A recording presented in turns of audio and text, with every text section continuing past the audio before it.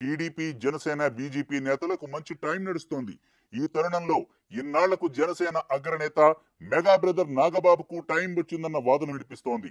ఆయనకు పెద్ద పోస్టు దక్కబోతుందన్న ప్రచారం గట్టిగా జరుగుతోంది.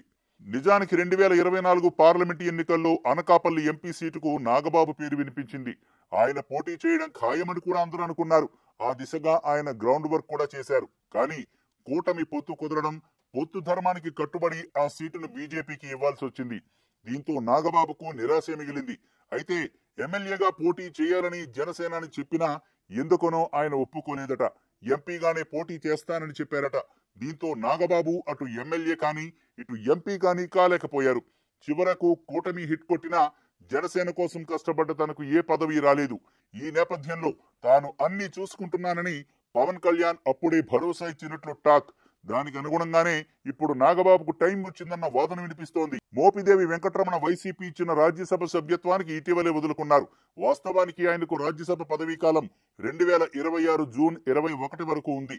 అంటే ఇంకా 2 ఏళ్ల కాల పరిమితి ఉన్న ఆయన రాజ్యసభ సీటును వదులుకున్నారు. టీడీపీలో ఎమ్మెల్సీ హామీ లభించడం వల్లే ఆయన రిజైన్ చేశారన్న గుసగుసలు వినిపిస్తున్నాయి. ఆయన ఖాళీ చేసిన రాజ్యసభ స్థానంలోనే ఇప్పుడు నాగబాబుకు అవకాశం ఇస్తారని టాక్.